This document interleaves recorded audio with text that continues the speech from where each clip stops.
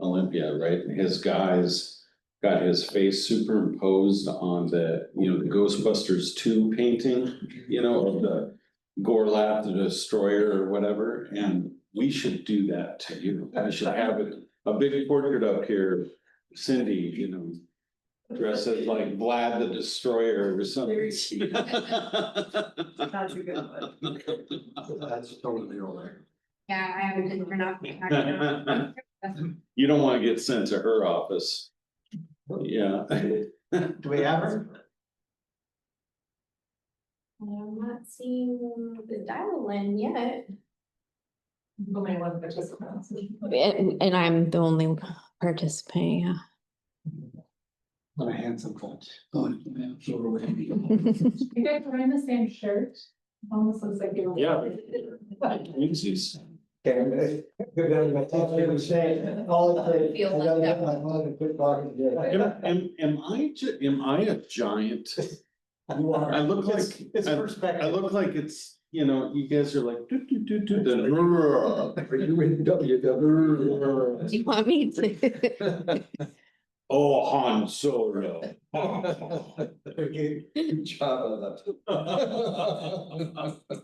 Now you're recording. We need a 10-gallon hat like Haas. I don't care. Jerry, she's gonna call you or something.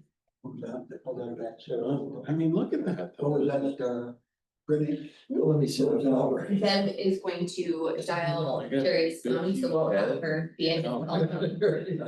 I did not inherit good genes. Good thing it's not in 4K. Good thing I can work. Good thing I can work. What does Red Green say? If the ladies don't find you handsome, they should at least find you handy. I'm neither. I got told today when I gave this, if you don't like first class, your kids will. Oh. But we finally going first class. And you should.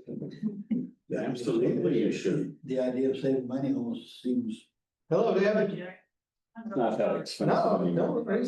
thank you for making the effort to be here, even if you're all the way across the country. I'm gonna set my phone on the desk. Can you hear me well? And I can, thank you. We can hear you, so, okay. That's Okay, thank you for calling in. Okay, Brittany, let's show that we call this meeting to order at 5:04 PM.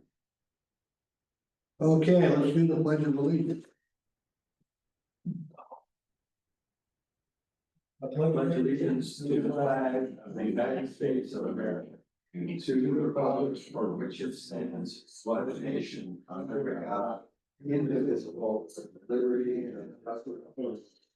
Okay, thank you. Okay, so roll call tonight. So we've got Devin calling, obviously. Russ is here, Tom's here. Ironically, I'm here and Edry is excused.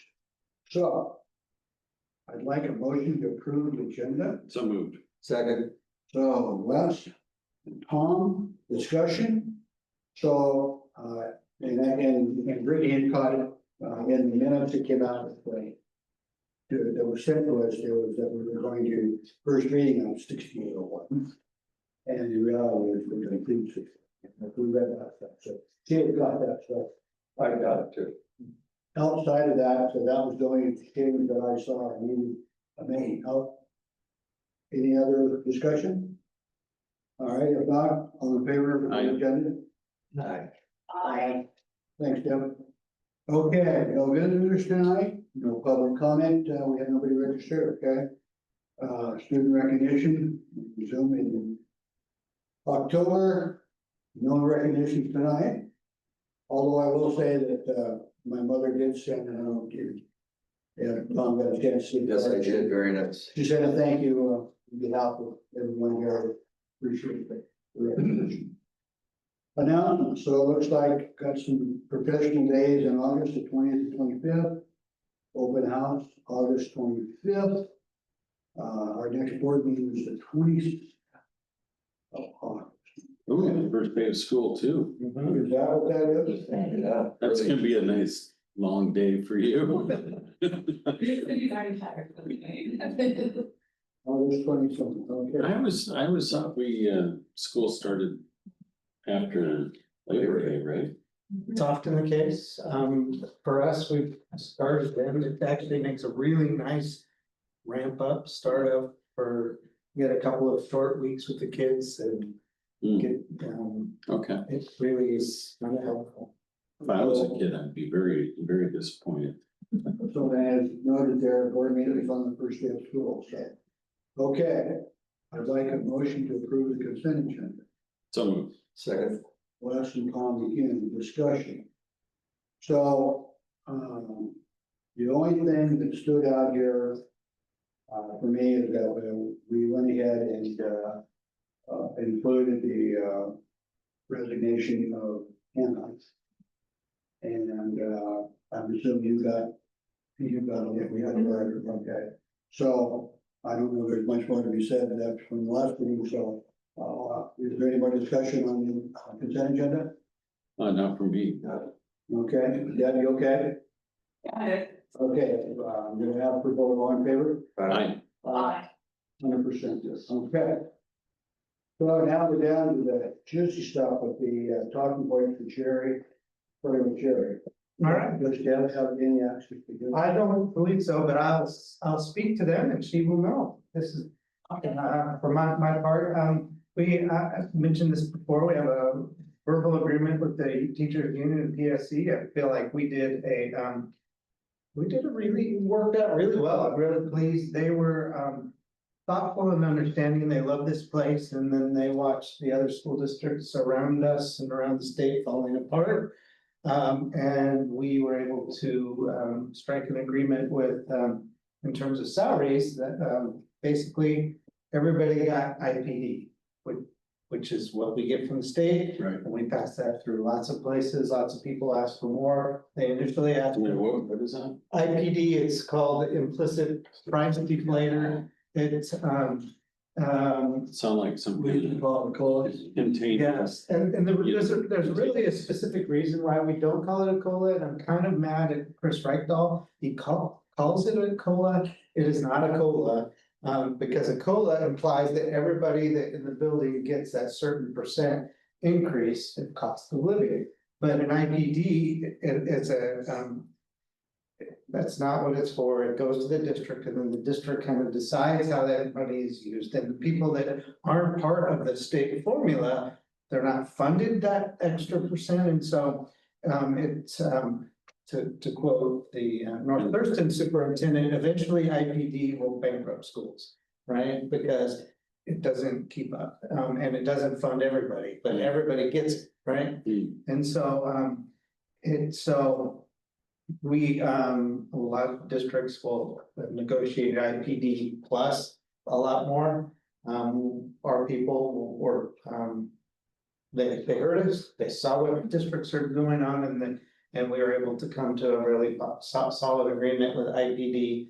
And it feels, that was very good. One thing that we did add with teachers is that they appreciated, and it was not real expensive, but they valued it, which is a modest longevity incentive for teachers. So if they've been in the district for 5 years, we have a small amount that they get in the year as a kind of a, I don't know, a bonus, essentially a cash amount. Yeah. And then at 10 years, it's a little more, and then at 15 years with us, they get some more. So that was a real helpful for some of our senior teachers who really weren't getting much. No, that only makes sense. I mean, Yeah. a lot of companies do that. Yeah. So we threw that, and they really appreciated that. Then there were other minor things in that agreement, and we will bring that to you next month. And we're just doing some minor editing, and it'll be here for you next month. So in the data logging for student, is there some relationship to these IPD? In other words, That, we as taxpayers, yeah, kind of fund this, but is that all in the equation? I'm not sure how it's. Where it comes from us, where it comes from the state back to the school? I'm not sure what It's- is that. So in other words, if we're giving teachers, which is pretty much the cost of running the school. Mhm. And 2.5% increase, does the state keep up with and we were below 10, we're above 10,550 now per student. Oh, Is there some sort of inflationary, step? You know, allotment from So the the, amount that we get per pupil from the state increased this year as well. It's not exactly by that same 2.5% though. It goes up annually. I mean, to draw the bottom and the top end, try to keep being filled. The hard part is- It seems like I'm crazy, No, the hard part to understand is what Jerry was saying. The state only gives us IPD for the funded position, so to use both the superintendent and principal, for example. Our student enrollment doesn't drive 1.0 FTE of the superintendent or the principal. So they give us 0.4% of what they would pay a principal, which is And they're in coverage of the. exactly. Yeah, okay.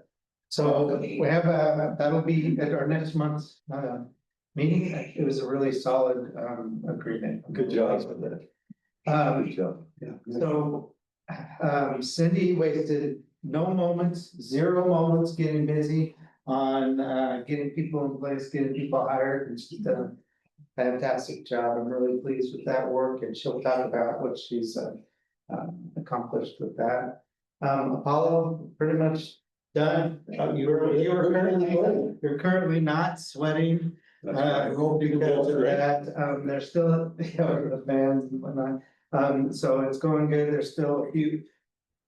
Part of that whole process was efficiency, so they're working on still some minor tweaks with the system to try to maximize efficiencies, and then we have to get Tony trained on managing. The control, those are just little things that they'll be coming along. Let's see, we went through an assessment audit this last year. They.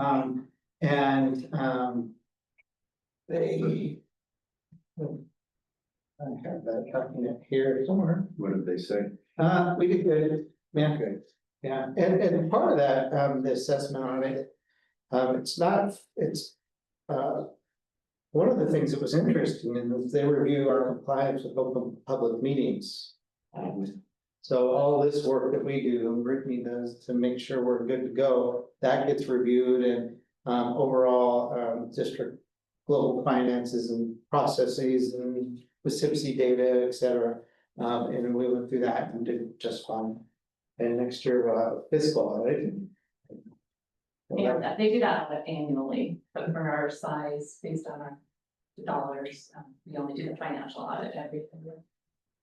So that's coming, she'll get to sweat it out next year. So just so you know, I believe I've mentioned it before, but cumulative is our student database and our finance database. Skyward is, and we, many districts are shifting over to the newer model of that called cumulative.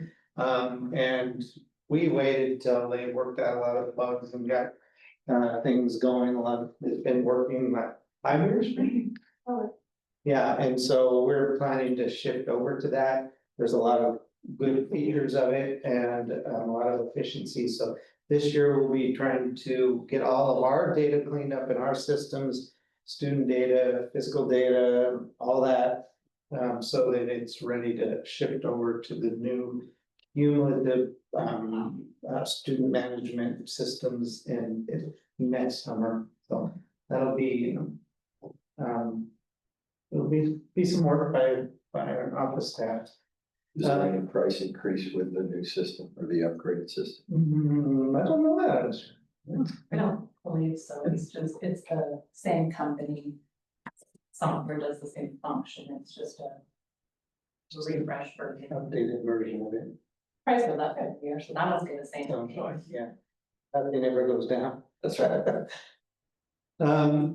We had done the state did a statewide civil rights review.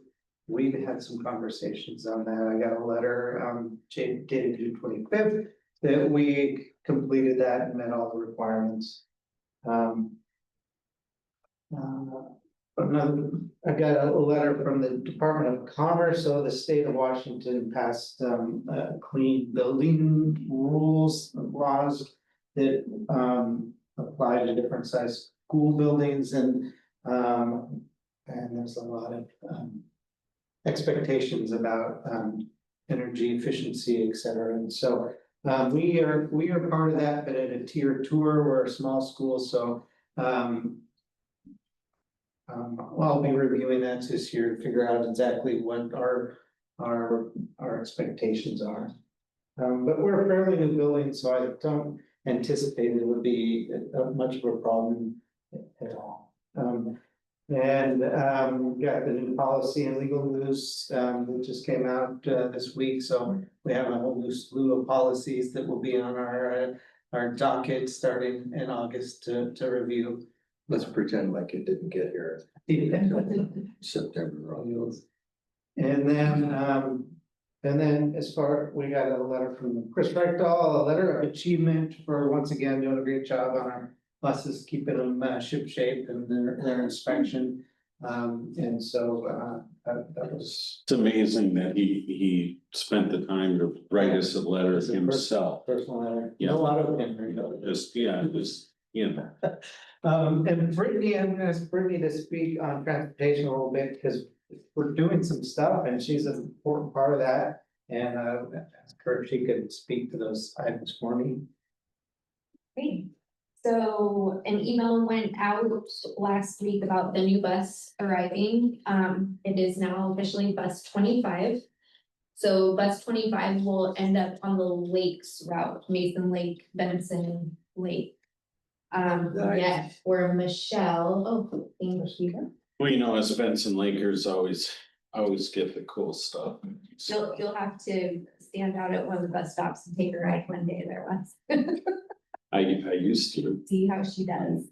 kids. So that's the same driver that was on the route prior? Correct, She yes, got the Michelle bus. 6 on Purple. Nice, very She nice. had the oldest bus, and so now she's getting the newer bus. I like to wave with Michelle. Michelle's wonderful, yes. So the next step will be sending that bus up to Central Kitsap Transportation Department so that our mechanic up there, we have one designated mechanic that works on our fleet. He'll be able to take a look at it and they'll be able to get it on the maintenance schedule for the year. So that will be the next step, as well as having it certified with OSPI, which that has been submitted for application. We have to have a permit for that through OSPI, so that's being worked on as well. We have sent Herbie, one of our bus drivers, to Central Washington Transportation Management Training. He attended the program July 13th through the 18th. And so what he was doing there was the transportation management piece essentially provides updated training for someone who is maybe wanting to step into more of a leadership role. And so that covered the RCWs and the WACs, so all of the legality behind being a bus driver and managing the transportation pieces to include our STARS reporting. They do even a brief interpersonal relationships in the workplace training. So it was a really beneficial training, I think, for Herbie to go out and obtain some new skills and then be able to bring them back here and implement them in the transportation department. So I'm excited to hear more back from him about how he plans to use those skills this year. Where was the training? Ellensburg, yeah. And we have also begun training a new bus driver to substitute for us. Annie Bell has expressed wanting to, maybe retire officially. We'll see. I still tease her about it. She was one of my bus drivers when I was in school, so I love working with her. I think it's great. So we've begun training a bus driver sub. Currently, she has completed the classroom requirement at North Mason Transportation. They were nice enough to host one of our drivers because we didn't have a driver trainer available for the classroom training. And then Annie Bell and Herbie will be taking turns, training this person to, sign off on their hours. She's required to have hours, obviously, on the road in the bus. So we are currently working on that as well. And we're hoping for the first day of school to have her, at least have scheduled her final CDL test. So, and that's it. That's all I have for today. Maybe when, if we have a routine, say, an oil change, we don't do that here at Rose Central. No, we have minor things that we can do here, like light bulb changes, things that we might have some. We might have something on hand, but everything else is contracted through Central Kits app to do that. They have more of the equipment and ability and people to do it. And they've been great to work with. Thank you, and that's consistent with our efforts to try to build our own people and build up our own programs and skills so that we have dependence. So I'm a bus guy, I like those reports. So, on the civil rights review, I know that we had also passed in the conversation about the federal case against, the state of Maine. Yeah, and I haven't any information, so, in September, we'll review and make the updates that we can. All right, before Jerry goes, any other comments, questions? Okay, we'll move on to, Sandy's principal report. Okay. First one, First one. no pressure. Numero uno. Oh, Yeah, so the first thing that we have is the creature teachers. We had a kickoff event for our summer reading program. And we've been working with Timberland Library, and they covered the cost of this. Think of the reptile man, they're just called creature teachers, who brought a bunch of snakes and invertebrates. And so I wanted to show you the first picture because I know at a previous board meeting, do we ever use the outdoor amphitheater? But if you go back to the beginning, there's a picture of it completely full of families. Excellent.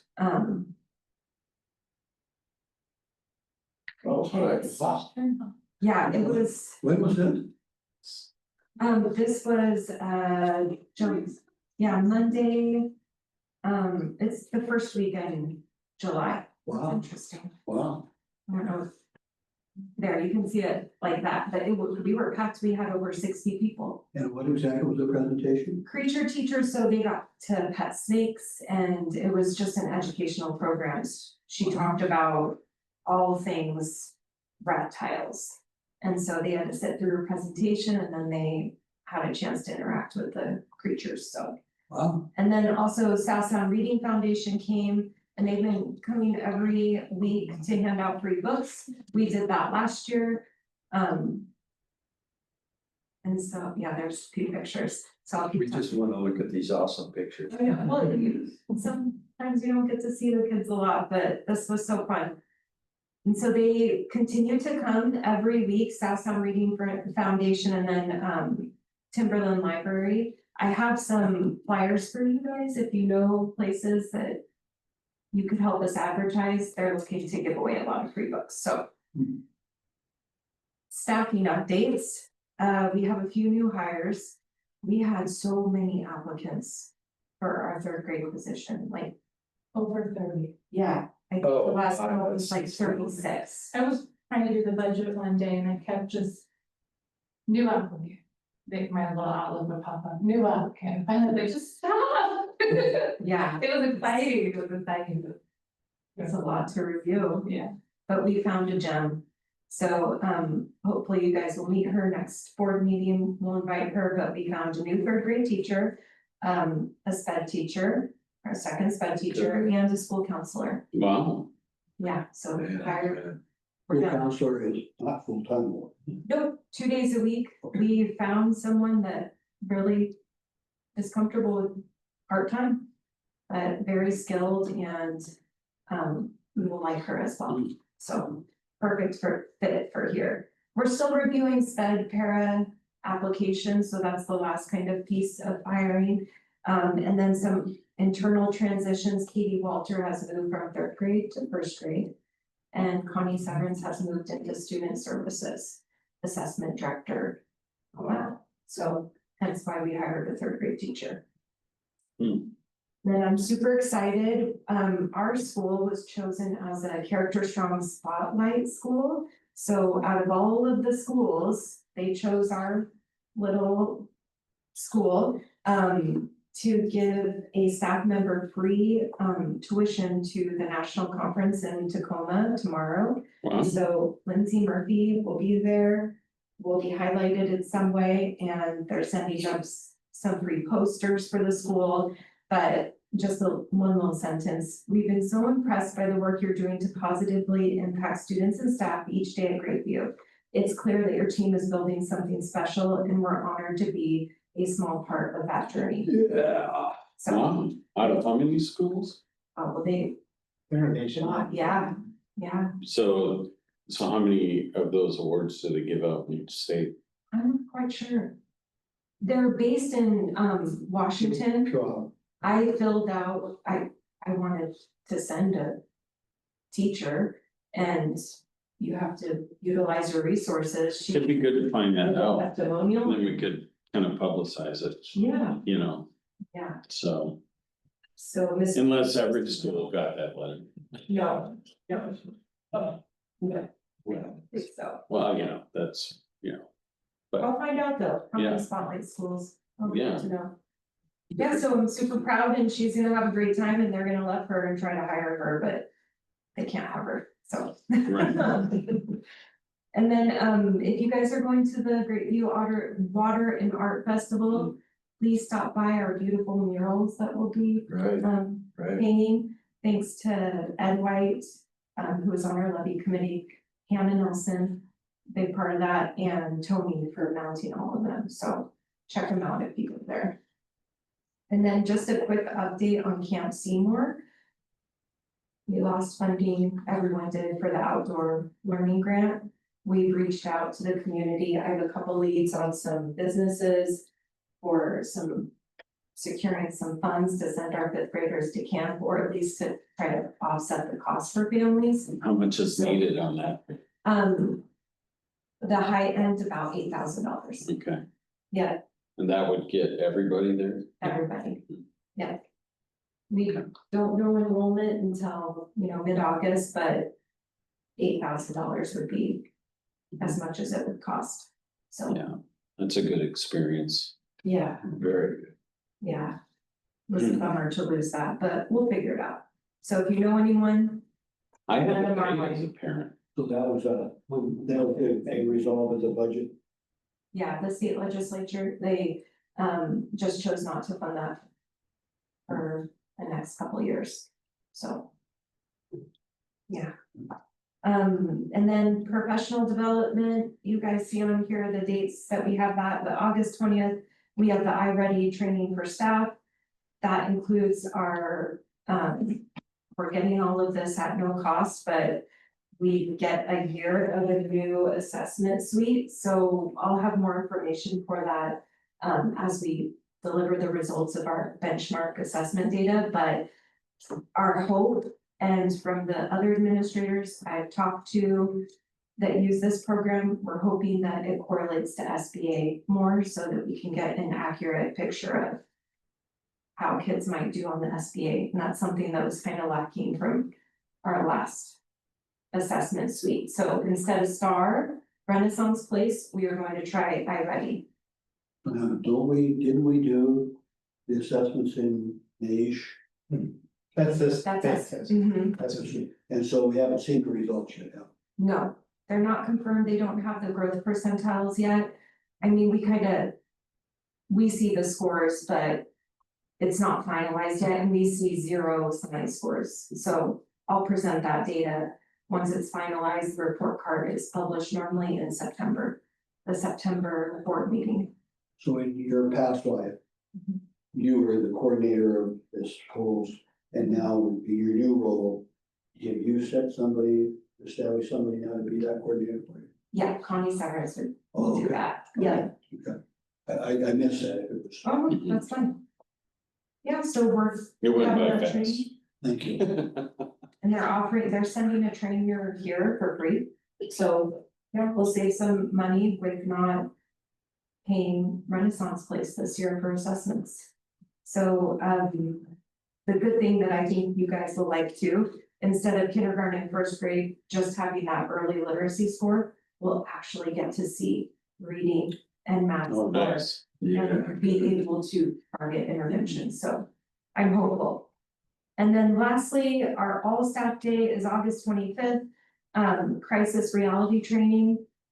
It's that safety training, Jesus Villa Hermosa will come in Good. and deliver I that can shoot, again. yeah, I can shoot it. Yes, Yeah. and so I remember his presentation, Yeah, was so very far, engaging, so- yeah. Very good. So that's from 9 to 12, and then he will spend 2 hours, 1 to 3 with our middle school students and families, the safety presentation. Well, that's really Yeah. good. That's all I have. How much does that to do? Do we have to, It's, is it expensive? Mhm. It's worth it. Yeah, Absolutely. it is. Yeah. I think that middle school piece, Yeah, that's very good. Yeah, it gives me the heebie-jeebies that we even have to think about that stuff. I mean, when I was in high school, you know, I'd bring a rifle to school for competition, you know, and walking into school with a firearm. Of course, it wasn't loaded, right? Oh, But I mean, you know, and then you think about things today and you just kind of wonder where we went wrong. We had a shooting club in Shelton. Yeah, I was on my high school, rifle team, so. I did have just a quick question about the preacher teacher thing. How did you get the word out to all those families? How was that publicized and how did you get so many people there in July? well, I created this fancy little flyer and then Jerry posted it on Facebook a couple times. And then just kept sending it out via Skyward. And then word of mouth, so a lot of people shared it. We're trying to drive more people to this without an event, right, tied to it. So I called the daycare facility in Oh. our area and sent this, so hopefully we'll get some more kids. Oh, But just word of mouth, I mean, reptiles, what kid doesn't want to see? but I mean, you got so many people there and, July, I mean, it's like vacation, July and August are the vacation months, Yeah. right? So, It was surprising. yeah, that's really, That whole theater full, yeah. good energy out there. yeah. Doesn't Lori use that with her drama and, like the performing arts and stuff? It gets used all the time. Yeah, But it, teachers will be out there all Yeah. the time, like reading. chain smoking. So it's used all the time, but not in such like a community event, right? Okay, all right. Well, that's encouraging. Yeah, parents and families out there, kids, that's powerful. Okay, then we run Cindy and then plus if any more No, comment, no. okay? So down to the operational services. Andrea? Yes. Pretty fun. I gave Brittany a bunch of presentations today, so we know now I'm going out there. So I have 2 fun things to present. Today, the first one, we are familiar with that. This is the monthly budget status report. So this is information through the month of June. And then after that, we'll dive into the budget for next year, which is probably a much more exciting presentation. Right. All right, so June information. So now that we have June enrollment, we have our annual enrollment, and so we know what the whole year looks like. And for the 24-25 school year, we budgeted for 210 student FTE. And our average for the year came at just over 225, so almost 16 FTE higher than what we budgeted. And then you just got the trend data down below. So we had a couple higher years in the past, but we've lost some big classes. That's where we landed for the year.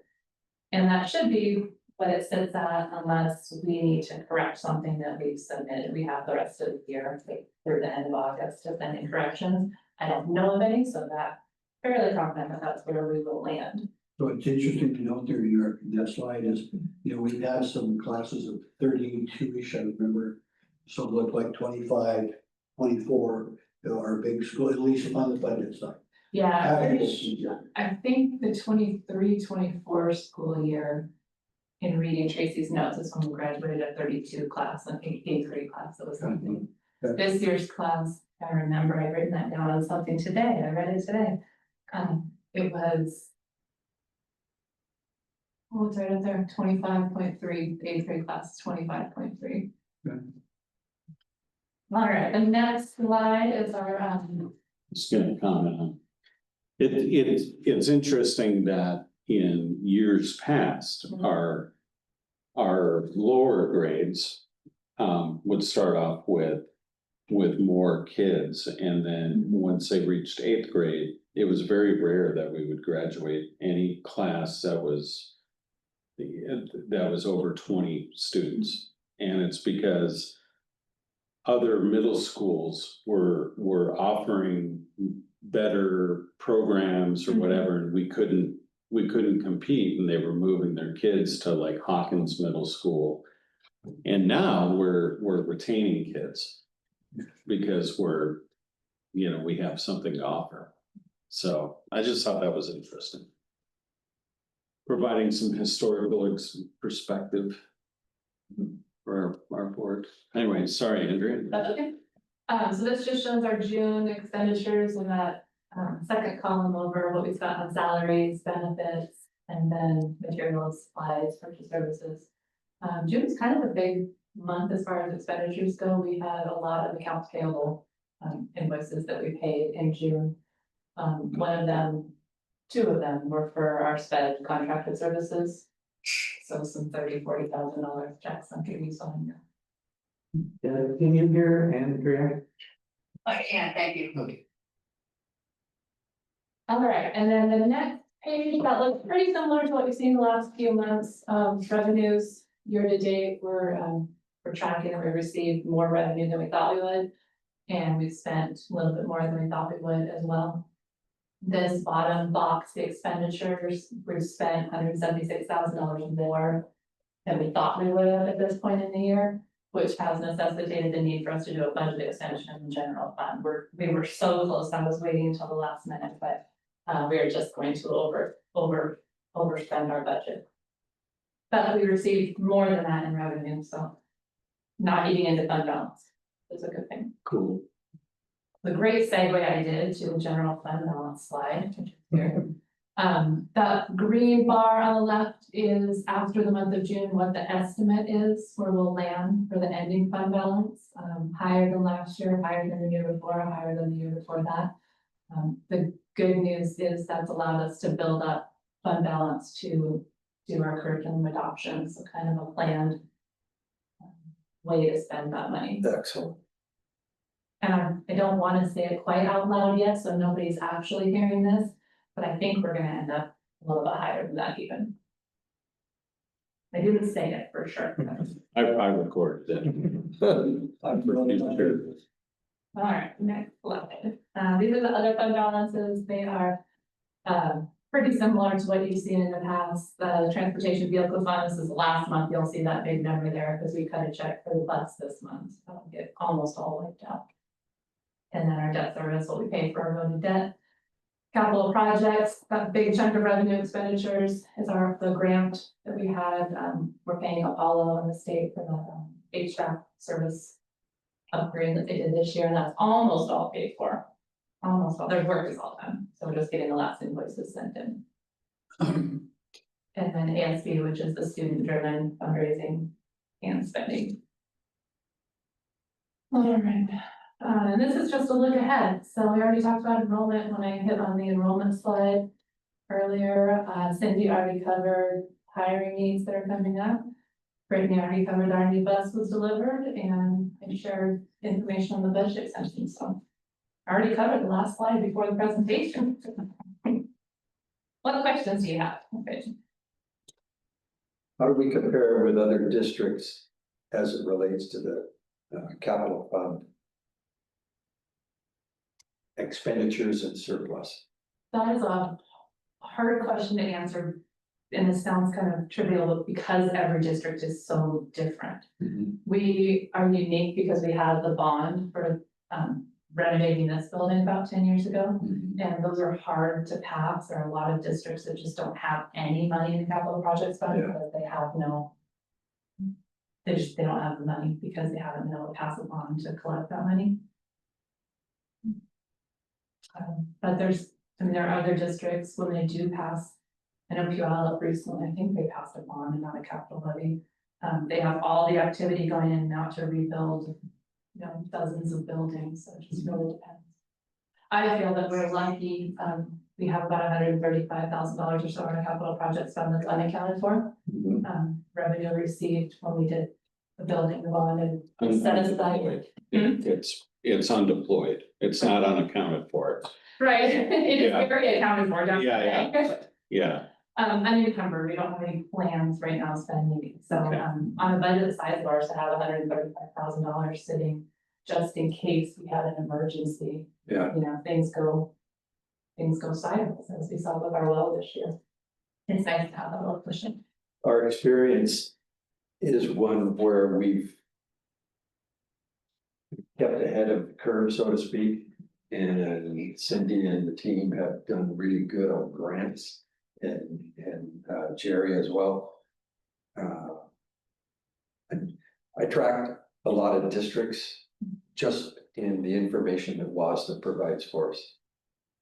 There's disaster areas all over the state with the school districts and their inability to get bonds passed, their inability to even get levies passed, and staff layoffs and school closures. It's all over the board. And we sit up. I tell you what, we are very attractive to the other districts around us. Good canal wishes they have the kind of community. condition, yeah, as does North Mason. They love to grab our tax base. Yeah. We were running our modernization bond the same time that North Mason was running a bond for upgrading their buildings and building the new high school. I think they had to run it like 3 times or something, twice, and then they would keep like reducing the amount and increasing the promises, like this bond could go for, the language was could go for things such as, right? And then they would never do it.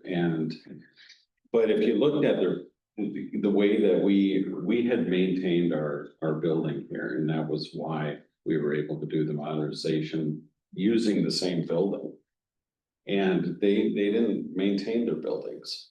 And then all of a sudden, oh, well, we need all this money to build new buildings. I mean, this building's 10 years old. It's so old, right? It was really, I think it's a real difference in like management and priorities. But those larger districts, I think, have a harder time because, they only have so much money and they have to make it stretch even farther. I know that sounds weird coming from a small district that doesn't have a lot of money, but we don't have a lot to stretch us out. We don't have like 10 buildings and, hundreds of staff, right, to deal with it. But I think we do a pretty good job, like Tom said. And by we, I mean you guys. Not us. Yeah, very small part. Everybody needs a village idiot, so. Then review county operations certification. I'm moving on to the next agenda. Yes. So, okay. Agenda item 13, so new business ever action. So we have a couple of very important actions here. So what do we have? The first one is the 25-26 contract for the new principal Cindy Breeze. I don't know. So I have a motion I to, move that we approve the 25-26 administrative contract for our new principal Cindy Breeze. I second. well, discussion.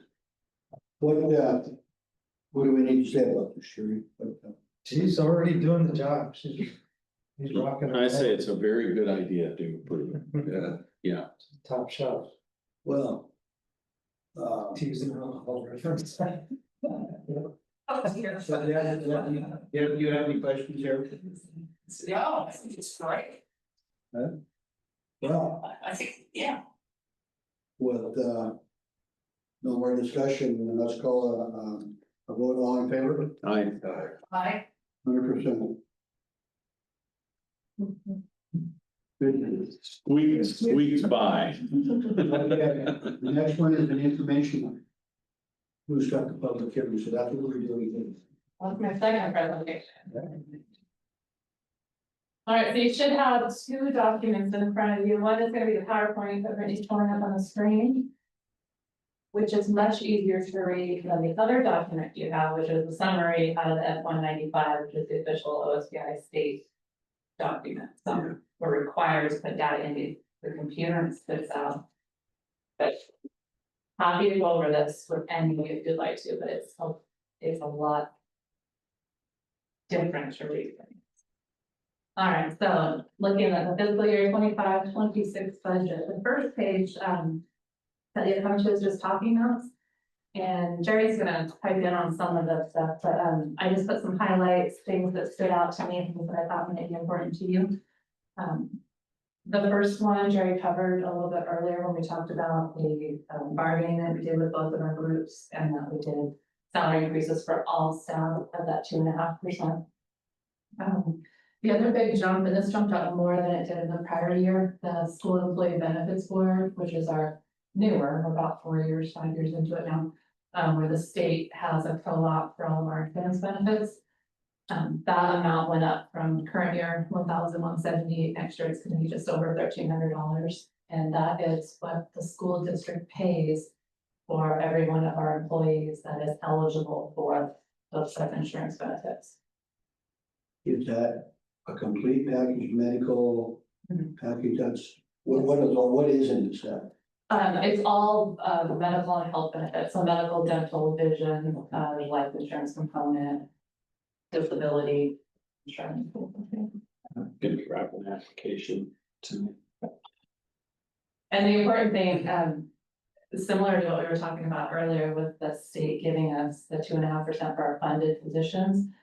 This is almost has that same sort of impact on the district, that $1,307 that we pay for every employee that is eligible for benefits. We pay that whether they take the benefits or not. So you might have a married couple and one of the spouses has excellent medical benefits. And the employee that works, the spouse that works for the school district, maybe they don't need medical benefits. They don't want to pay the monthly premium, their spouse has them fully covered. If they're a full-time person here that works more than 630 hours a year, we still pay that for them, even if they don't take the benefits. And that's how the state funds the pool. Everybody pays into it. That's a big jump. It was more than last year, which I thought it was important. Special education expenditures, you'll see those are quite a bit higher than were budgeted last year. And this is what I was hoping Jerry might be able to share a little bit about why and what our logic is for that. Yeah, so we had a child moving to the district who had previously been, we've talked about it briefly, self-contained program, and I looked around when they really had a program, and frankly, I felt like we could do a better job ourselves. We didn't have the capacity with the staff we had, and this is where our efforts to work with some of the colleges, particularly Western Governors, we accept their student teachers frequently. We try to do 1 or 2 every year, and spread it around to our staff with, and so what that has done for us is it's given us access to new employees. Yeah. And we had somebody here who fell in love with our school and did special ed endorsement, so we were able to bring her in and hire her to do this role with this one student for the next 2 years while we have them. And so we will we will get money for that student, and we will also apply for safety net for that student. There's no guarantee you'll get that money, but we have had a decent luck getting safety net money in the past couple of years for those students that cost us above our what we're allotted. So Also, that student will then come back to this school under this program? yeah, they'll be a student in our building.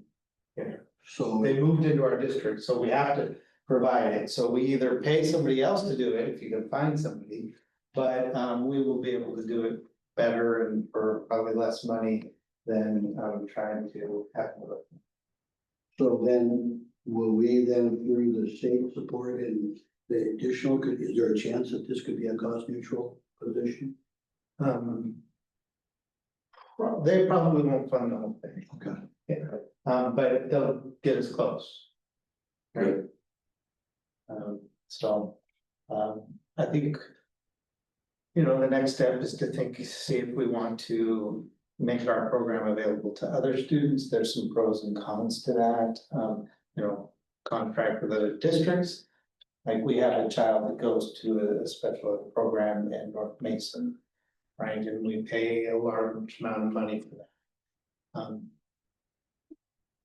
But we could consider developing our own program and then making it available to other children in other districts. But then that diminishes the amount of money you can get from safety net, so we're first gonna build a program for this child. And I'm happy about that. I like having our own kids. And it'll be a better program than he got anywhere else, and I know that. So is there a dedicated classroom, or are they in with their own grade? So he has historically been in the self-contained program with other children like him, non-verbal, multi-handicapped children, right? Okay. We don't have a group of those children, so, but we also don't want to stick him in a room by himself, right? Well, right, yeah. So what we'll be doing is, we'll, as much as possible, we'll be having him spend time with other children in other places, lunchroom, be anywhere we can.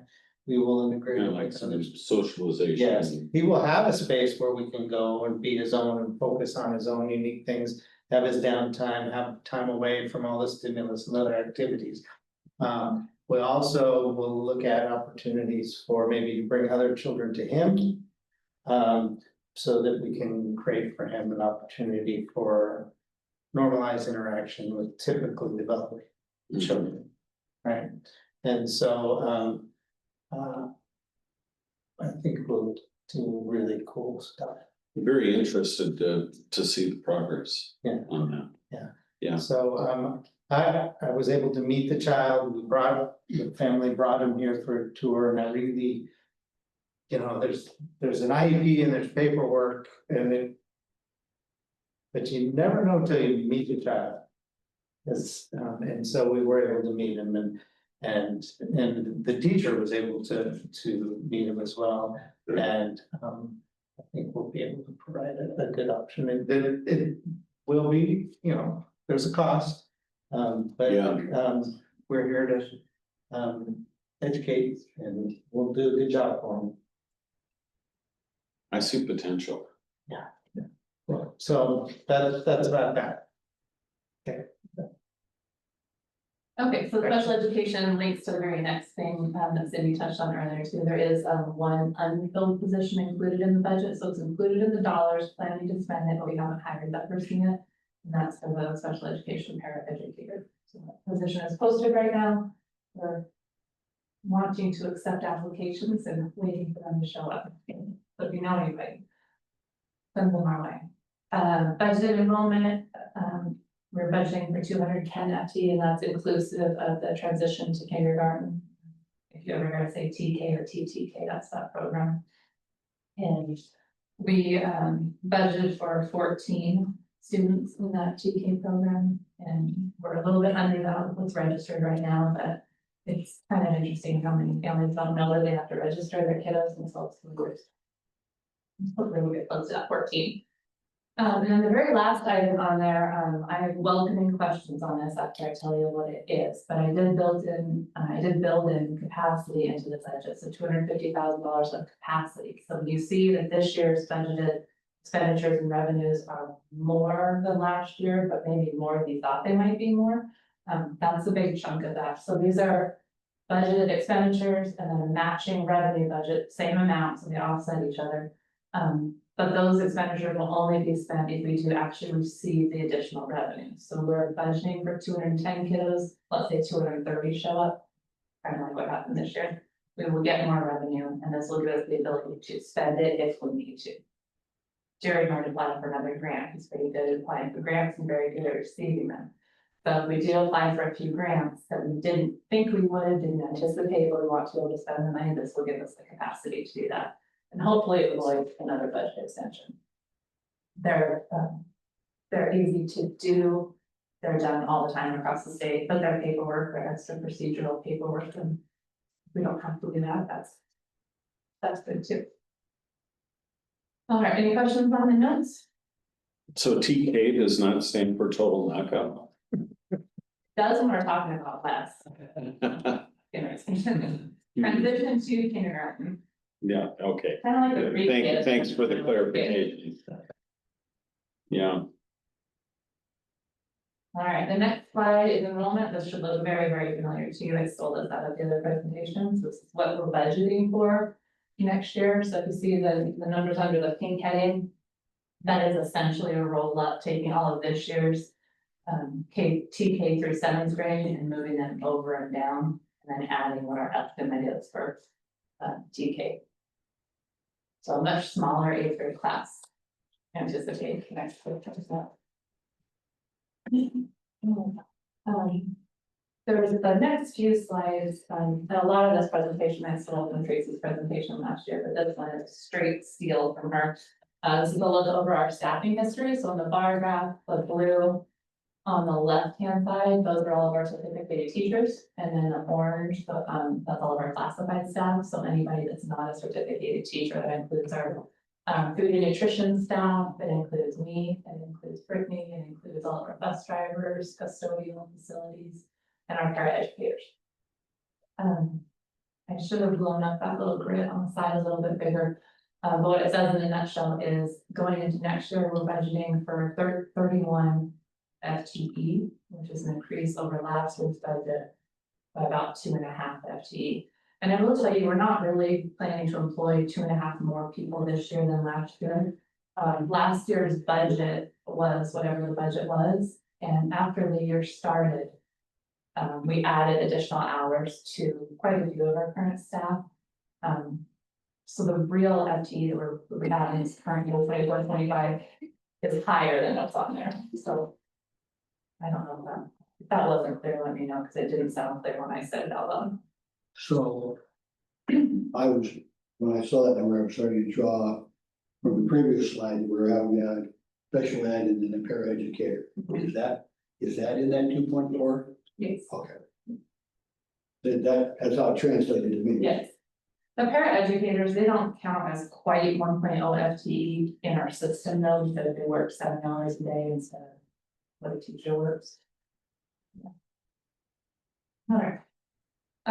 Going on to the next few slides cover our different funds, so general fund, transportation fund, and so on. This is our estimate, our budget for the general fund. So when we started working on budget, I was thinking that our beginning fund balance would be closer to 700,000. I think that number is going to be a bit higher when we really finish the year. But the revenues that we're budgeting for next year are 4.6 million, and then expenditures are 4.778 million, looking at an ending fund balance of 532,000. Which is still 100,000 plus over our minimum fund balance. And that minimum fund balance is 9% of budgeted expenditures. That's our reserve rainy day fund. If the state has a crisis and can't pay our portion of, we still have money set aside to be able to pay our bills. For a few weeks. You had in the last presentation that showed kind of historically that ending fund, beginning fund balance. Yep. The 700,000, it stands above previous years. Okay. The 23-24 ending fund balance was 726. So, and then 22-23 was 681. The year prior was 466. I'm pretty sure the year prior was lower. Yeah, because of COVID type stuff. Okay. All right, I just, which has been frugal along the ways, allowed us to save up the money for curriculum adoption, which is quite a bit of it. All right, and But haven't we been saving for that? Don't we have a reserve line item to? No, not a real one, not one that shows up in budget. thought we did. the CTE stuff. CT, that's different. There is a line. For curriculum and technology. There is a line item in our budget for curriculum things. Every year we have consumables that get extended. We Yeah. have to spend some money on curriculum every year. But this is just a big $100,000 budget for curriculum adoption for taking all of the books out of the classroom and all of the new books. That's my simplistic way Right, of yeah, I've been through it. Yeah. I've been through it a few times. I just was thinking that we were planning for that. You know, it's kind of like planning for a bus replacement, right? You know that it's gonna come in how many ever years, every so often you're replacing a curriculum, right? And for some reason, I remember us discussing that with Tracy on, building a reserve for that because we knew it was coming. So how is that? Does that happen? Yes, it does happen and it can happen. It has not happened in the Grapeview books. Okay, But so the way that would work, when I read the words that say minimum fund balance, that 9% of budget expenditures, there's a GL, a general ledger account number that's just for that purpose. And the money that's assigned in that GL can only be for that purpose. And there's a bunch of other GL numbers. And there's different ones, like ones that are restricted for carryover, there's ones that are restricted for certain types of money that we get for the state that can only be spent on certain things. But there are GLs that allow the school district, either by board action or just by management discretion, set aside balances. okay, that's For where it different, is. yeah, so there's like Okay. restricted for fund purposes, there's restricted for contingencies, assigned for other words after that. All It right, doesn't- So in other words, it's not in really the financial statement, it's in the general ledger, right? Those are the It's things. coded, it's coded Mhm. differently, but it's not being. We're It's not not- being identified on the financial statement. Correct. So we have the ability to code those using all those different GLs. Mhm, We don't do that in our financial software right now. We could if we wanted to. okay, And it's probably more useful at a much larger district that has to set aside a bunch of different things for a bunch of different persons.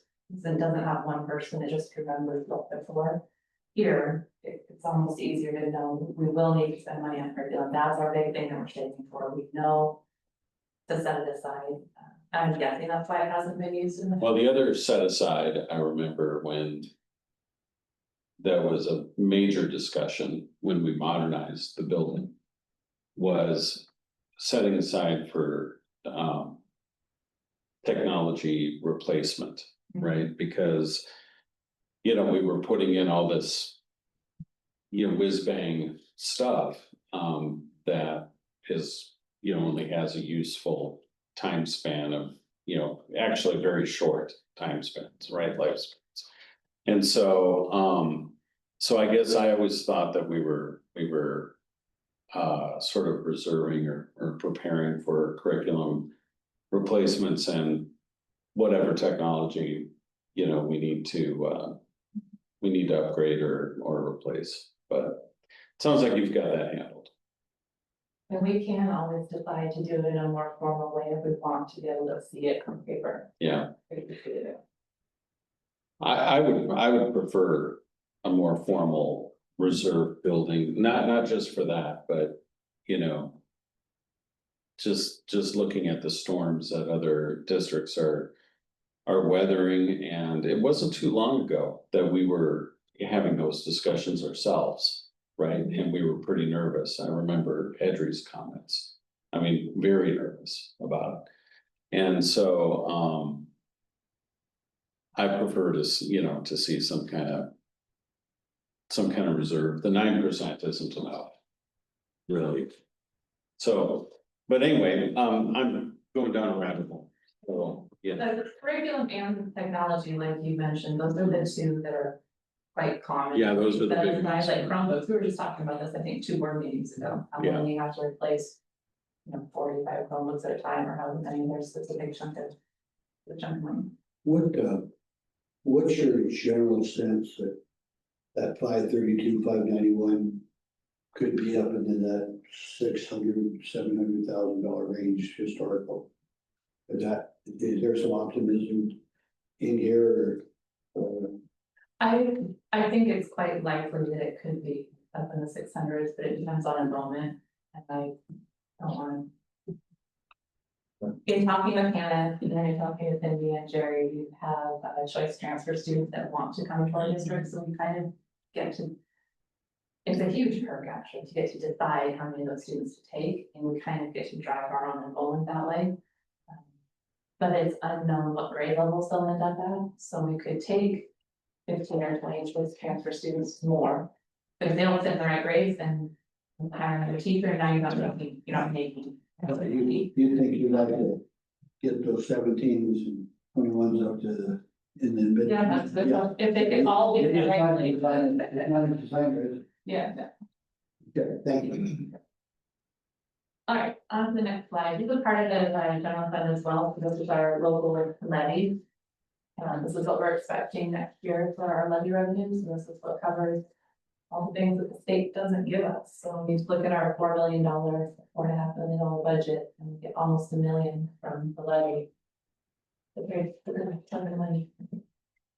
And down below just the cost per thousand. If you're a taxpayer, this is what you're paying. Oh, we are. Yeah. You can do the math on how you support our school. Mhm. But why is, okay, when we ran that levy, why do I get the sense that the total levy that we ran was a much smaller percent? That's what I was just thinking. But I said it was in the 22 cents per $1,000 of valuation. Why don't that stick in my mind? And now to see this is considerably higher than what I remember. Are you thinking of the bond thing? And well, no, I was actually thinking when we did this last levy, Mhm. and we were comparing it to North Mason and we're thinking, wow, we don't want to get gobbled up by those guys because of levy. I think maybe what we're thinking is of the difference between where we were in North Mason, right? Wow. Cause North Mason's significantly higher. Yeah, okay, maybe I was thinking because we're less than $1 in silver. Those others were closer to $2. Yeah. Maybe that's what I'm confused. Okay. That number changes every year too, based on the assessed value of the home, so it's the value of the home. Right. Wow. Okay, again, Well, All right, the next 2 slides are different ways to look at our expenditures. So the object is the first slide that you come to, and the next slide is activity. The expenditures by object I share with you each month in the monthly budget status report. The first 3 lines are our salaries and benefits. And then the next 3 lines are the things that are not people. So our supplies, any purchase services from outside entities, contracts. And then travel is a little teeny tiny portion on there, so the professional development of the staff where we need to travel and go somewhere. Or if mileage reimbursement for driving around. And you'll hear a common number in school districts, the dollars that go towards people versus the other stuff, and oftentimes it's an 80-20 split, or 85-15 even. If you add up ours, I was surprised at first when I did this. If you add up our salaries and benefits, the top half of that grant, it comes out to about 73.5%. And the things that are not salaries are just over 26.5%. And at first that seems odd to me, like we're not spending as much on people as in a percentage wise as other districts. But because of our size, we don't have the ability to have some of the same people on staff that larger districts do. So Brittany actually talked about transportation earlier. We contract with Central Kitsap School District for maintenance on our buses. We don't get to pay the Central Kitsap mechanic through our payroll. So it comes out of that purchase services line. Our IT services, we have Ryan here, but we have him here a couple days a week. He's not a Grapeview employee. We pay him on a 1099 basis. He's a contracted service. So although he's a person, he doesn't show up under salaries and benefits. So that purchase services, a large portion of that is the school bus.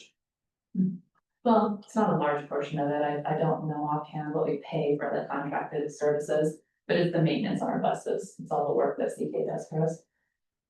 IT services, and then the special education services are a big part of people in that purchase services. So the North Mason and Shelton school districts that support our special education kids is in there also. And a larger school district might not spend as much outside of their school district because they have staff on site. Just a little unique thing for being a small district that's used it. Good.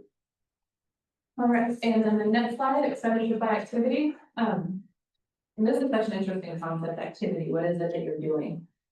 The top line is bigger, and it should be bigger, it will always be bigger. That's the instruction. So that's salaries for our teachers, our teaching staff, and it's anything that has to do face-to-face with interacting and teaching students. Below that, we've got instructional support. That's professional development, IT services, the technology that's in the classrooms. That's curriculum. The next three are fairly self-explanatory: the food service, that's our food program, transportation, that's the operations of our buses, not buying buses, just operating the program itself. So it's bus driver salaries, the fuel that it takes to drive buses. Maintenance and operation is the maintenance and operation of our buildings. That includes our insurance bill. Our insurance bill is just under $100,000 of that number. It's a huge chunk of our operations costs. And then district support, other things to support all of the districts. So a portion of, like my salary is considered district-wide support, Jerry's considered district-wide support. And that's the total budget. Questions on that side? Or a little higher?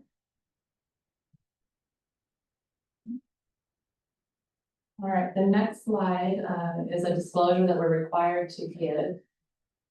And this just shows what we're projecting to receive in revenue for our MSOC, so it's materials, supplies, and operating costs, and then what we're planning to spend in that same category and what the difference is. So according to our enrollment, the state's planning on giving us $316,000 to cover our MSOCs. It should cover, in their opinion, all of the supplies that we need, our insurance, our electricity, garbage services, all the stuff that it takes for our building. And in our budget, what we believe that it will truly cost is over $600,000. So that 323, 450 deficit comes out of the levy again, right? Yeah. You made reference here to these program 01 and program 97s.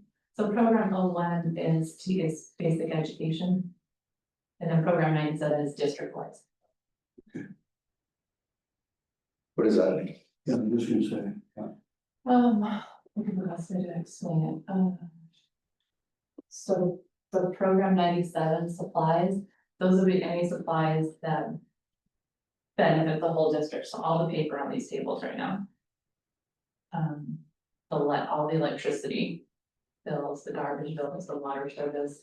Anything that supports the whole district and isn't supporting just a teacher teaching a student.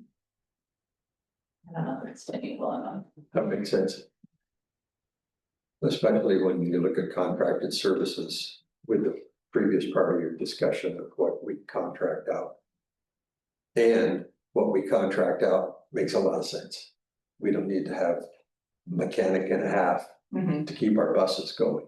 But we only get funded on a 0.05 probably budget. Yeah, that's just a legal disclosure. All right, our next slide is our capital projects fund.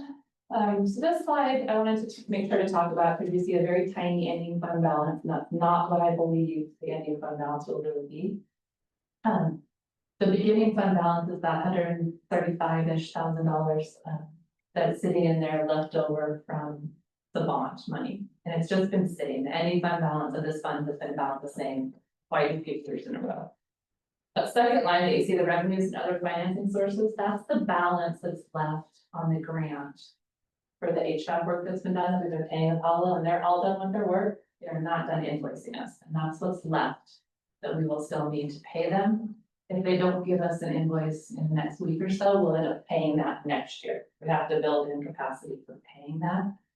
And then the expenditures, I'm budgeting, spending essentially all the money in that fund in case we have an emergency and have to. We do not believe we will. Jerry has no plans on having some big capital project going on, but if something happens, it's smart to have the ability to spend the money that you already have if you need to spend. So now somewhere in here, that grant that we got for this HVAC system, does it show up in this $240? It is, that's That's the rest of the grant. Okay, and over the time here, we've had some things that we've taken out of that grant money that we were able to do, I think, the well, because they were running well under their estimated cost. Right. Okay. So there are no set projects assigned to that expenditure number. It's just there in case we need to spend the money that we have on it. But in reality, since we have no planned projects, there's $377,000 in that. And you know, if we don't spend that 375, that ending funding balance will go to 375. So we will, the Apollo, the grant that we have to do that work is tied to the Apollo's contract. So we will spend that 240 because they'll make sure.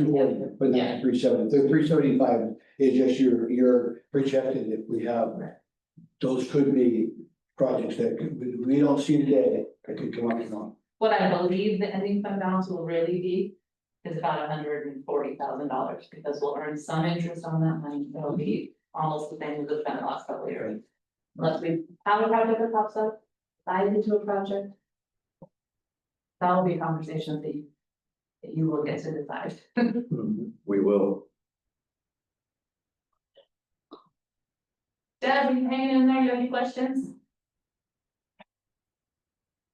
Deb, did you hear Andrea? You do that last bit. So she's going over this. I just wanted to make sure that you're still hanging in there. Oh, yeah, I'm hearing most of it, yeah, I'm hearing it. I realized I kind of started talking more quietly and I might have forgotten that you were on the phone for a moment, so. No, that's okay. I'm sorry about all this, I apologize. Don't be sorry. So when you say you're building in capacity, it's really contingency. Right? Yeah. Okay, Yeah, all right. those words could be used interchangeably. All right, next slide, the debt service fund. This collects revenue from taxpayers paying off bonds for the building. That's all that's there. That's the most boring slide, I think, as far as talking about it anyway. Any questions on that? The same theory that's been going on the last quite a few years. Transportation vehicle fund, not budgeting for any expenditures in there. We do not have enough money in there to buy a bus. It's gonna be a savings account for the next few years until we can save up enough to buy another bus someday, probably 3 or 4 years down the road. And then the last fund on this set of slides is the ASB fund, this is our student-driven money. They do their fundraising, athletics, clubs, and they spend it as they vote on. The biggest expenditures that we see out of here really are the eight group trips and things. All right. Last slide, I promise, and I'll get done talking here. This is a 4-year forecast. I just talked a little bit about it here, but in the summary, you'll see that in there in the F-195. The state requires us now to do a 4-year forecast for all of the funds, so we get to kind of, I mean, the budget's a guess as it is, because we don't know what next year will hold. Now I get to guess what the next 3 years after that will hold. So this just talks about the theories that we use for that is keeping enrollment static, same as what we're budgeting for now. You'll see that that's a different number than 210, it's 196. They consider this separate from TK, so it's a little confusing when you read it. And then just kept the out years increasing the revenues and expenditures by IPD.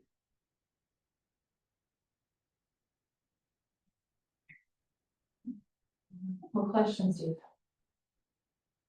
So it's interesting, I had in my head that this was a $4 million business, have? Mm-hmm. and now here it's a 4.77 million. And so I just got to recalibrate my head around the fact that times are changing, costs are going up. We certainly feel it in the property tax side. 52% of the schools, that's the percentage of our property tax bill. Mhm. So lots of questions get asked about why are our taxes going up, and of course you have to explain the fact that a lot of it's due to the fact of the inflation of the inflation of our homes, properties and whatnot, that have driven not so much levy rates gone up, but just the price of everything that we own. Yeah. So, but it's a $4.7 million business from our forward. And you, With terrible margins. With terrible margins, yeah. and as you look through the F-196, the formal documents, they do a pretty good job in here of comparing the prior years. When you see the number that has our big 4.778 number, you look across the page, you can see history. And see how it's been. I guess the thing that you look at the numbers in here, you can think of what was currently had to pull that, I guess that 7 insurance companies is one that we have no control over. It has control over us. So that's, it's more just a comment, a rhetorical comment about it. If we get back to the point that if we ever had to pull a trigger, it comes back to personality, Biggest chunk. or get rid of buses. Everybody drives us. Okay, we're down to, again, Andrea, thank you for indulging us, and good presentation. So we're down now, so the information was, this is considered the public hearing for the 2025 budget. So we're down to item C, so I'd like a motion to approve resolution 7.2325A for the school budget year of 25-26. Yeah, so moved. Second. So Wes and Tom, discussion?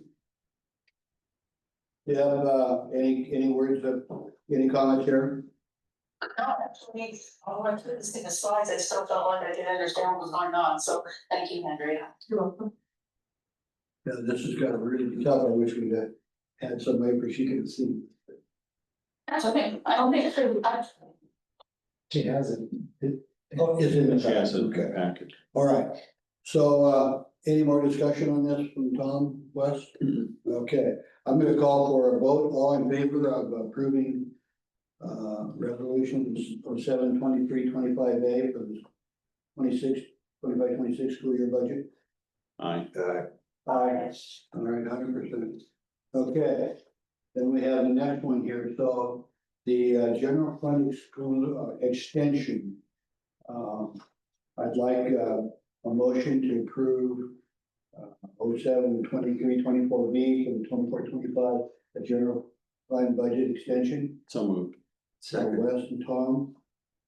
discussion, so help me here, maybe I was asleep at the wheel, but the extension here, we've been through this before, why do we have to have the extension? We will spend more money in the current 24-25 school year than we we had before. budgeted. Okay, And we were so close. It was within a couple $100,000. So we need to, this is a process thing, right? So that, yeah. So that we can spend that extra money, right? So, Which in the extra money was a result of the HVAC and extra students, Not big. just the extra students. but we'll get that money back at some. Correct. We already We have already it. have it. Yeah. Yeah, so we're not allowed to spend money that we don't have Okay, until we, well, can't spend it, we don't have, that doesn't work. We can't exceed our budgeted expenditures until we get this okay. approved. So that resolution is telling the state, we have received this extra revenue, more see, than we thought we we're would. going outside of our budget, right? And, you know, being a state organization, we have to, we have to do everything transparent. The Right? monies are there. Like if in my business, if I go over my budget, I'm like, yeah, okay, whatever. You know, Whatever we want. yeah. But I mean, it doesn't work that way, right? So, yeah, Any other? we haven't had to do it too often. Yeah, no, I can, we think of like. We did it last year. What did we do last year? Yeah. with Tracy? We did it earlier in the year. But Yeah, you should have it done. hasn't been a constant thing. Yeah. And I'm hoping building in that capacity into the budget will make it so we don't have to do one next year. Oh, so that, okay, that's what you did, okay, So when you see like on this, in the monthly. In the monthly report, the slide that has the two boxes on it. The top box is revenues and the bottom box is expenditures. If we were.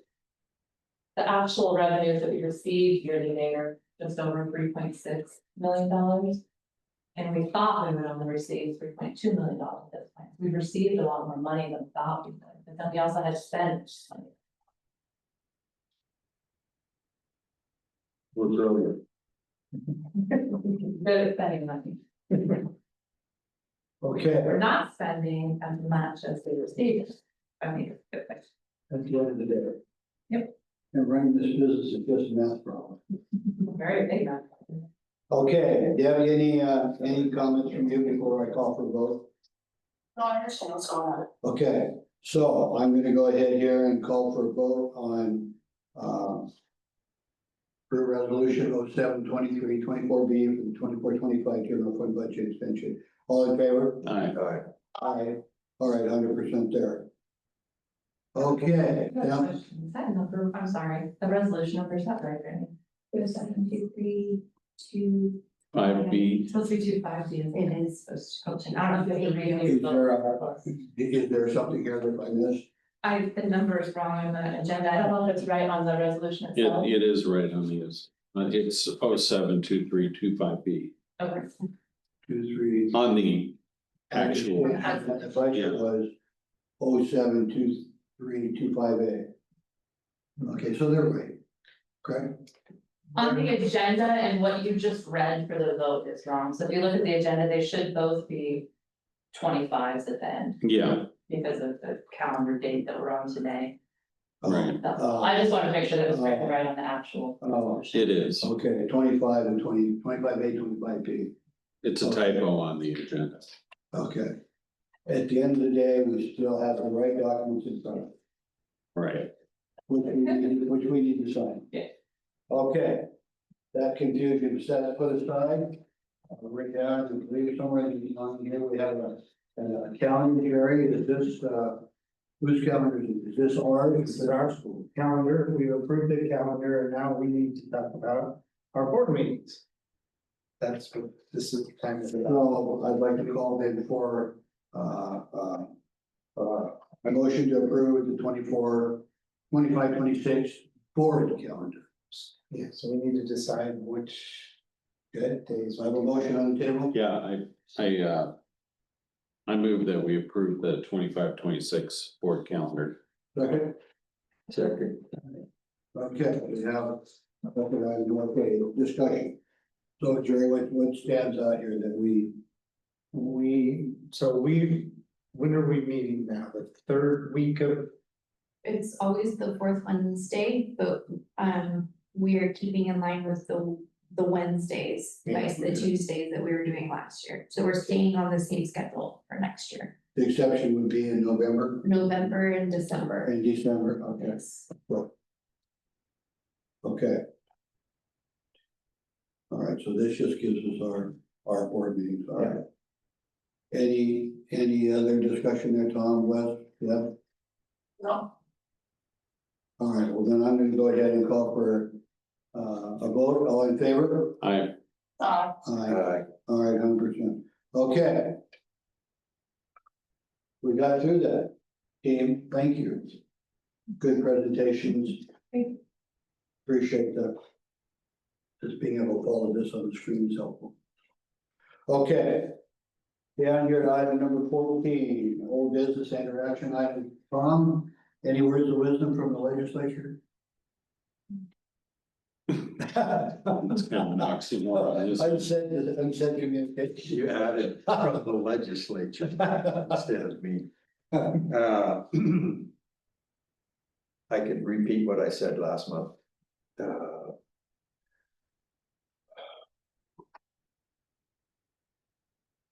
If you follow the news about what's going on in education in the state of Washington right now, what's getting a whole bunch of attention is what's happening in Washington, D.C.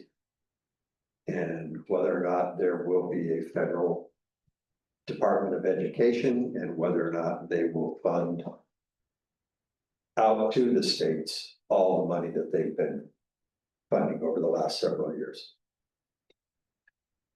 And I'm just going to give you my opinion. The state of Washington has had ample opportunity to fully fund education. They've chosen not to do that. And in the last legislature, they had the opportunity to fund more in the areas that we deem important. And the areas we deem important are the same areas deemed important by most of the school districts in the state. Fully fund education, give us more special ed, give us more allotment for MSOC, give us more allotment for transportation, and then a lot of minor things. They did not do it. And they have also, state of Washington has not provided the level of education that the families believe needs to be done and what the state constitution says is going to be done. Consequently, instead of talking about what they could have done or hope to do next time, they're talking about what's going on in Washington, D.C. and how that's going to hurt us. And whether it does hurt us or not,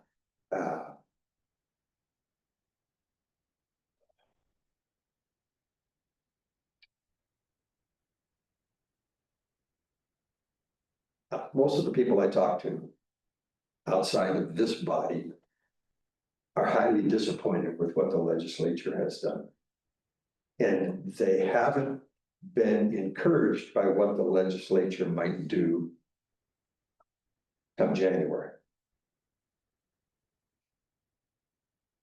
Which should be a special session. No, we have our standard legislative session. Oh, okay. First of the year. Yeah, I think the state of Washington in general, from a financial standpoint and legislative standpoint and taxation standpoint, I think we're headed for a wall that we're going to run into. Travis has committed to come and talk to us in the fall. That's a different fall or different wall. What it really tells us we need to do as a school district is be really cautious and really careful about how we spend money and access any other money that we possibly can. That's it. Okay, thank you. I'm gonna move on here to, we lose her? We must have lost her. We lost her. No, Jerry's giving the call. that's my stepdaughter calling. Oh. Should I bring her to the? Yeah, should. Like Wes, that's what we call it, a board meeting. She calls me when she can't get a hold of her mom. All right, so we're down here now on policy review 6801. May I have a motion to approve policy 6801, capital assets, theft, sensitive assets? I move that we approve policy 6801, capital assets, theft, sensitive assets. We have a second. Tom, thank you. Discussion. So we talked through this the last time. This is an existing, not jumping out at me right now, I have so many things here. This is an existing policy, is that correct? Yeah, just being updated. Right, just being updated. Update. Okay, anything jump out here that we, from you? Mhm. Okay. All right, Deb, any thoughts around this? No, none. Okay, so I'm gonna call for a vote, all in favor of approving policy 6801. Aye. 100%. Okay. Thank you. So we're down here to future agenda items. Let's see, looks like you're gonna present to us the collective bargaining agreement here with the teachers as well as the PSA collective bargaining agreement in the next meeting. Any other agenda items pop up? I don't know whether it needs to be on next month's agenda or not, but I think it's time that we talk about what are we gonna do if we can't meet the commitments that we have. I'm thinking from a contingency standpoint. There's a lot of uncertainties in the financial markets, in the financial world, and we're a broke, deep in debt culture. And we haven't talked about it in quite a while. So taking this, is this something? I guess the sensitivities around our budgets, our budget and or what strings we have could potentially pull if the unthinkable occurs. We need to have this discussion. Is that where you're going, Tom? Okay, more about. So we'd be looking to Jerry and Andrea and sort of a what if scenario. Yeah, can I piggyback on your thoughts? Please. So, in the budget discussions tonight, I mean, you look at that the 9% pullback, right? And you think of how long you could fund something. It would last for a month. We'd last a month, 6 probably. months. Oh, I don't know. I mean, if it really hit the fan, it would be less than that, Okay. right? Our payroll on average is $40 million monthly. Okay. Yeah, that's what I'm saying, is, That's my answer. in my business, I have a reserve of six months, right? And if I dip below that, which occasionally happens, it's like alarm bells start going off, right? And start telling Pauline, stop calling Amazon, right? And so, but I do think that it warrants a discussion, and it might be a retreat topic where we can kind of dig in and allow some time for thought on how we can do this. Personally, I see revenue potential in the seed that we're planting in the special ed. That's what I see, okay? And I also see us in a positive position from a choice standpoint. You know, the people wanting, you know, there's a demand out there to come to Grapeview. So there is some positivity there, but how do we leverage that into trying to develop more reserves, more seaworthiness, you know, against storms? What would be a way forward to talk about the sensitivities, levers that if the unthinkable occurred, we had to look at pulling, other than you heard me earlier talk about, it's always easy to talk about salaries of teachers. Are there any other, in other words, I'm not asking you to answer now, I'm just saying, what would it take for you guys to come up with some sensitivities? Probabilities of this occurring, and if it did, In all your free time. you know, you're straight on. Do we need a retreat as Wes is suggesting, or is something you guys think you can make a crack at? I'm actually, from my perspective, I look at finances of other schools. And their financial status, and I'm like, we're so good.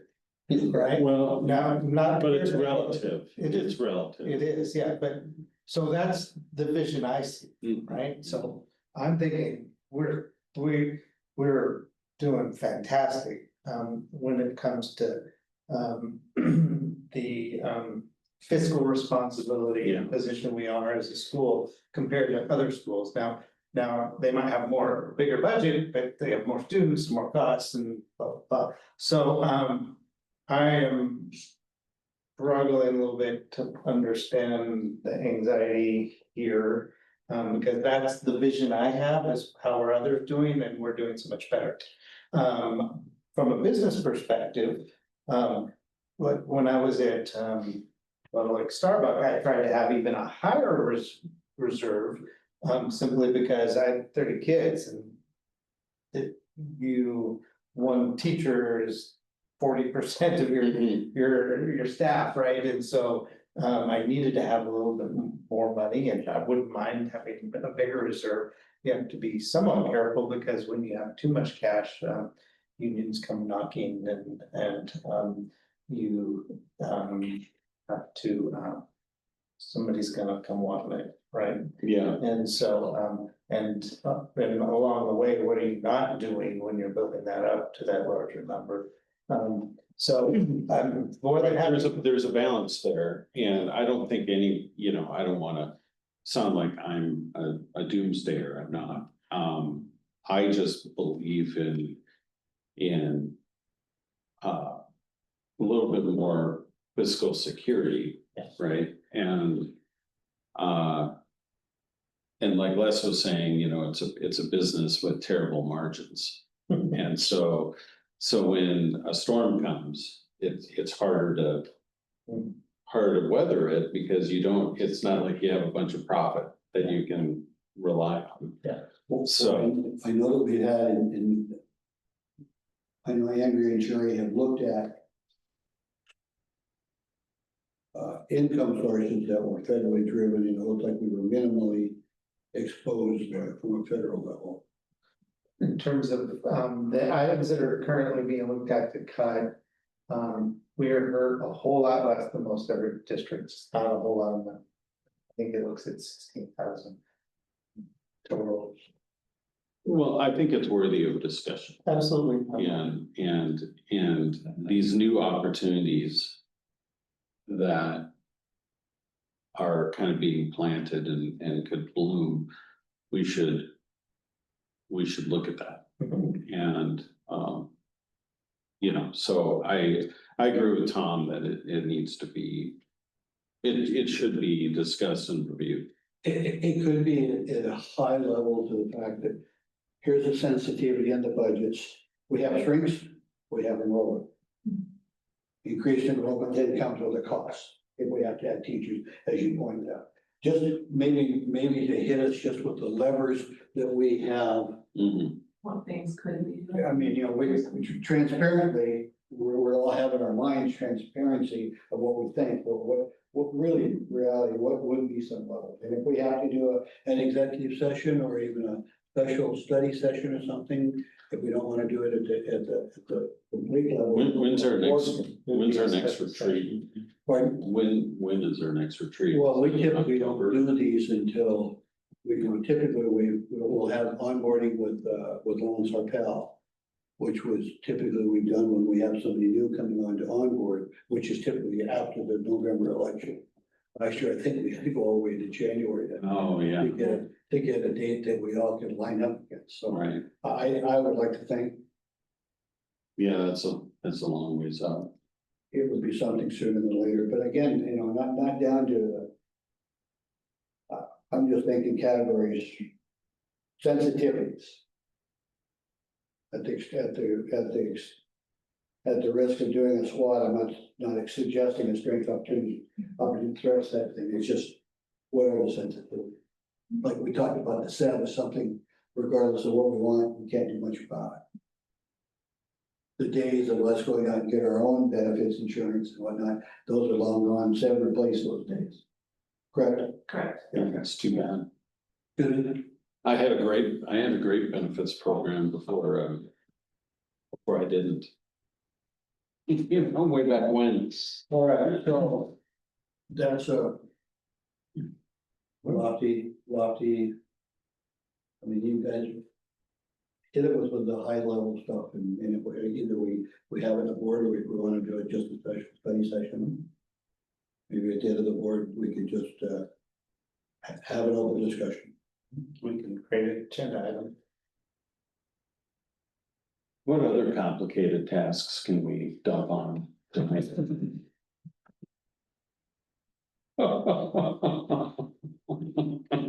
said you have a dream about it. Okay, I can move on here. Looks like we've got two on it and a third one, or maybe a special study. On the sense.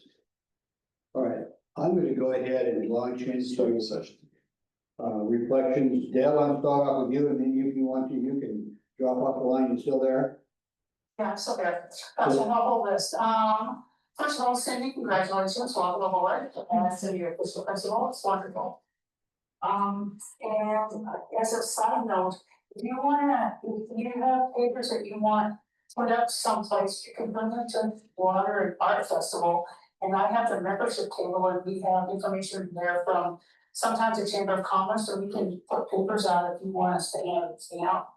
We can either do that. Awesome, thank you. Okay, Andrea, thank you for the presentation, because I couldn't see the stuff, but I still know what we're talking about. So you trained me well, and you did a good job, thank you. We'll get an email out to everyone that has that budget presentation in. Yeah, I feel good about it. But thank you for coming on. I don't know, I've not been able to zoom from here. Because for other things here, I think it's obvious an operator error, but I'd like to blame the place. I'm pretty sure it's me. It's okay, we made it work.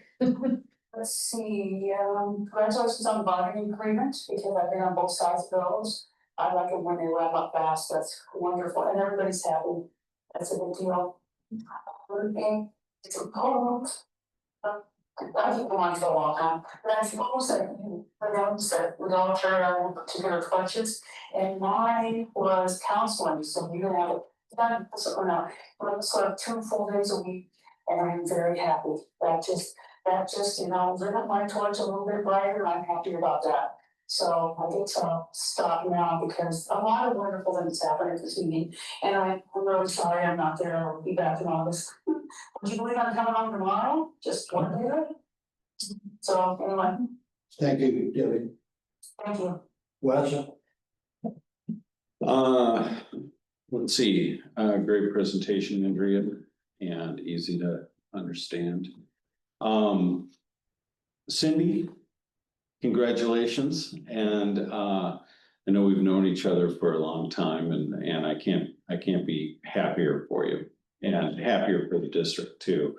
And you know, when you get promoted into a position that was previously filled by somebody that was very well respected, you sort of feel like, oh my gosh, I have big shoes to fill, right? Well, you really don't, because Hannah was great, but you know, you're gonna make the position your own, so don't worry about someone else's shoes, right? You're it. So. And I'm sure Jerry felt the same way, right? And Easy decision. you know, in his case, I don't know, but I think it's small.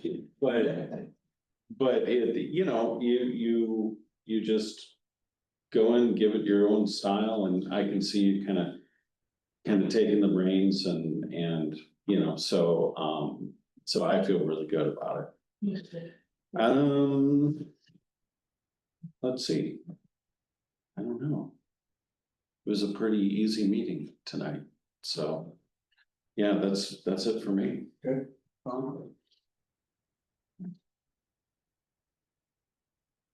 My opinions about the legislature and their recognition of what education needs. I don't want to leave the impression that I'm anxious.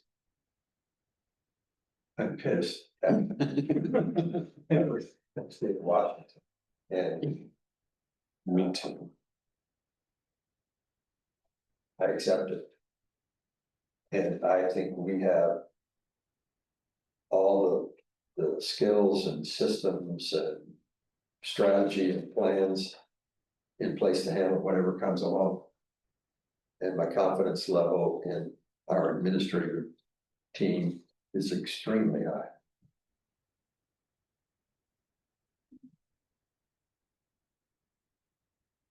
Andrea? When Tracy kept telling us she was gonna retire, then it got closer and closer.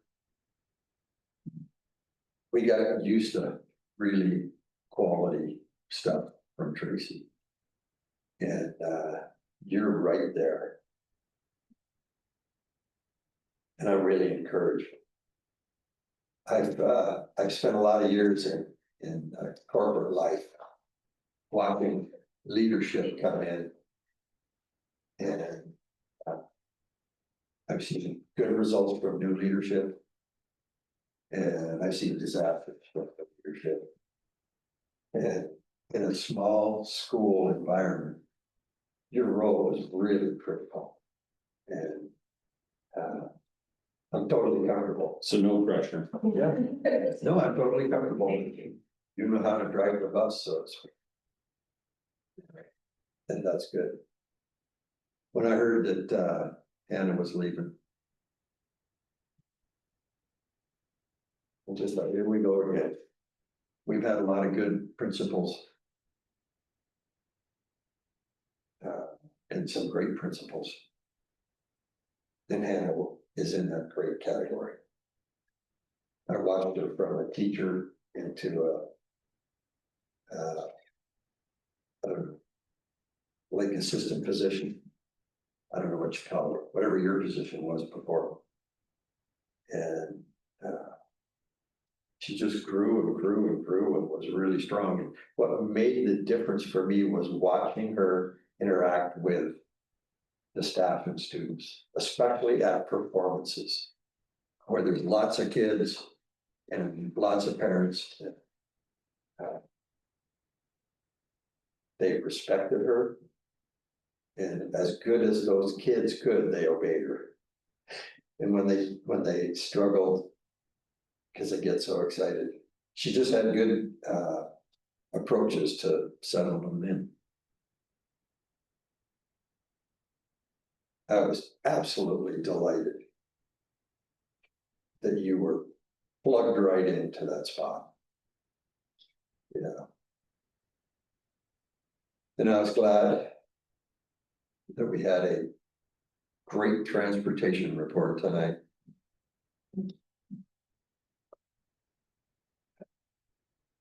We have a good board, we're very fortunate. I've had some conversations with some other boards members in different districts in Mason County. We're very fortunate. Very fortunate. And I say that from the standpoint, having been on the board long enough to know what boards need to work with, you know, the administration and the school staff. And we don't have the chaos that some of the boards do. We want to keep all of you right where you are. Thank you. So mine's a little different report out tonight. So I'm sitting on the deck of a neighbor today, having a glass of water to get out of the heat and the shade. And this lady shared a story. She said, I was at a recent hair salon and I was having my hair trimmed and there were two younger ladies with kids in school. And this one lady was being spoken to by a lady who was moving to the GSD, Belfair, North Mason area. And this one lady who was a resident in the area was listening to this lady said, yeah, we're just moving here with our family and we're trying to choose a school. And this lady said, oh my God, look no farther than Grapeview School District. It is the best in our area. And look no farther, get out there with your children and get them involved with the staff. I don't know the names of the new people. It was just done from a generic basis, but she was sitting there having her haircut, didn't engage in the conversation, but just witnessed it in earshot. So, I mean, that's the kind of reputation, and I think the sensitivity that Andrea related to earlier about the people wanting to come in and our ability to manage that side to help with that over 210 number. So, again, that was by somebody who's in the district telling somebody new coming in. And to turn around and to add on to what Wes and Deb and Tom have said, I'm a junior board member compared to Wes and Tom, but I got real used to, and Tracy went out of her way to help schoolhouse me and coach me, and when she announced her retirement, I said, oh my gosh. Andrew, you've been a breath of fresh air. Nice job. Cindy, you're gonna do well. So it's been pretty cool watching all of this.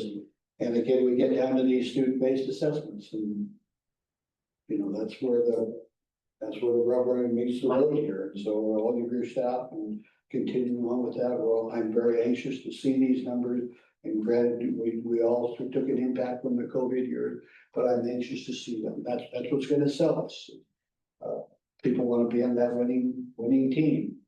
And this is a winning team, and that's what's gonna help us sell those next levels. Anyway. Jerry? I can attest that they were very nervous about basically, but we were great addition. It's wonderful. Board meeting great, smooth. Something that happened today that reminded me why we like being here, working. Just little things. I saw your car in parking lot. I've got to go check the door, make sure that's right. I go out there and check the door, and she already thought about making sure that they're all unlocked and ready to go. And that happens all over the school in different roles, different things where I have all these people that really take ownership and thoughtfulness about making sure things go well. And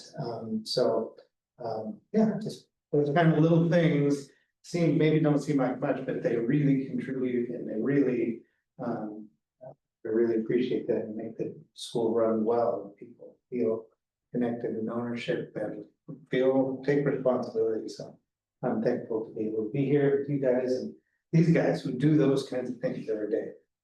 That's it. Okay, so let's show then, based upon item the agreement, let's show that at 7 p.m. we're adjourning this meeting. We're adjourned. Thank you.